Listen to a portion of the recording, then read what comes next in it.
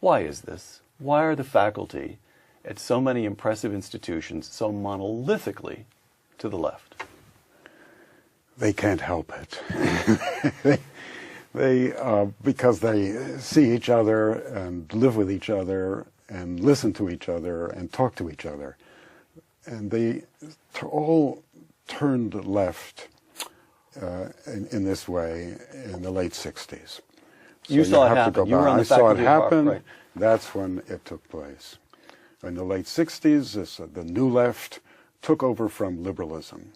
The New Left's main enemy was not conservatism. There weren't many conservatives at that time. Harvard was run by liberals of an older kind. Cold War liberals, a lot of them. And that would have been when you entered Harvard, the faculty would have been dominated by, I'm trying to adjust a Cold War liberal would have been John Kennedy. That's right. Willing to endorse the New Deal. People like that, yeah. But proud of the United States, a sense of national morale, willing to deploy American force abroad. That would have been the Harvard faculty. And all of them hard graders. We'll come to that. Yeah. All right. So, yes, what happened then? was their, well, at that time they were simply taken over by the young. Some of them fought, and I fought with them. I was younger.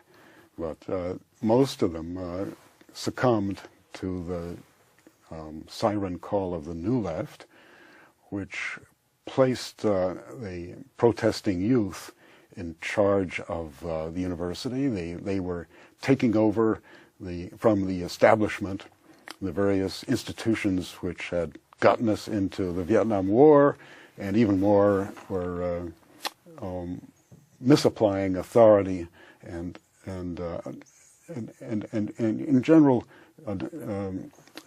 stultifying the country. That was what their view was, and that all of us were undemocratic because we graded people and because we had standards, and we thought that some people were smarter than others.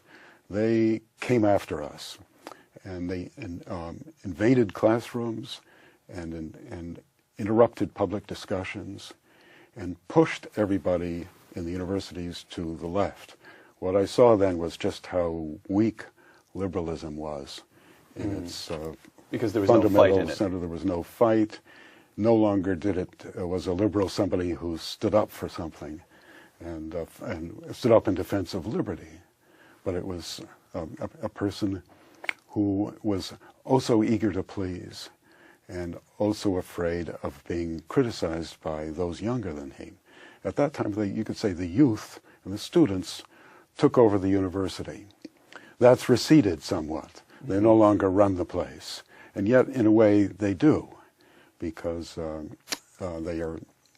They have tenure. Yeah, they don't have tenure, but yes, you're right. As professors, they now have tenure. Right. Yeah, the students come and go still, but they're very much very politicized and very much to the left. Now you say so. All this begins, I think, from the students. I see. And the faculty's surrender to the students. Segment 2, Western Civilization. Historian Gilbert Allardyce, quote, "For a time between the First World War and the campus protests of the 60s, all roads led to the Western Civ class. Classrooms filled, teachers multiplied, in the discussion sections, generations of teaching assistants began their apprenticeship in college instruction. Then came the collapse. As Stanford, where we're taping this program, was considering its curriculum in the 1980s, Jesse Jackson led hundreds of students in chanting, 'Hey, hey, ho, ho, Western Civ has got to go.' The historian Victor Davis Hanson tells of giving a lecture about the history of the West and realizing about halfway through that most of the students expected him to talk about cowboys. That was what the West meant to them. Western civilization, great books, Athens and Jerusalem, gone. What happened? Yes, I was going to add great books to your mentioning of Western Civ. Yes, those have gone. Those books make us think, and that kind of history presents us with the problems of our civilization. Western civilization is not one thing. It's, in a way, divided against itself in a very interesting way. The most important, perhaps, between church and state, between theology and philosophy.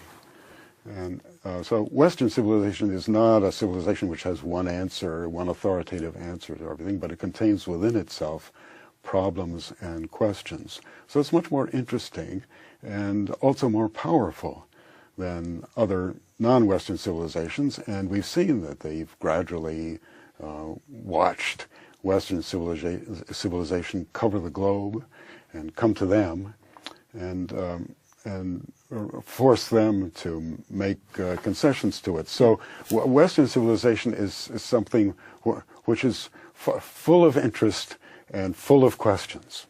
And so one of the aspects of this I've always found puzzling is, just as you say, to study Western, so they're great books if you start with Homer and include the Hebrew scriptures and work your way through.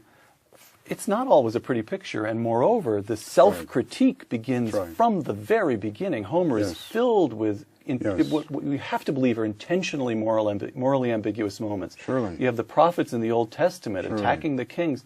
And so the openness of the civilization itself to protest from within, it's almost as though there's a very shallow notion that to study Western civilization is to come adoring in a simple-minded way to our own history, which is not the case at all. That's right.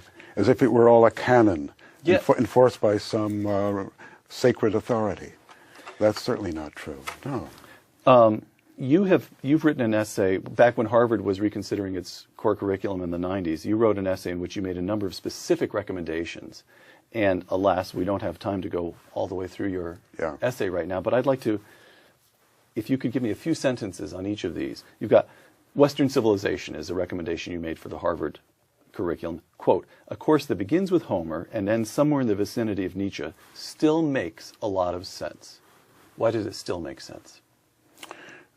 Those are, if you go through Homer to Nietzsche, mentioning, say, a dozen names, those would give you, and you read those books, those would give you the main alternatives behind our way of life today.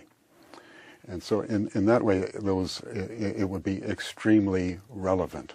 Relevance was a demand of the late 60s, but they didn't ever get to it because they were afraid of permanence. What those great books and what Western civilization courses do is open you to the permanent problems of mankind and of human nature. The questions that return again and again. What is the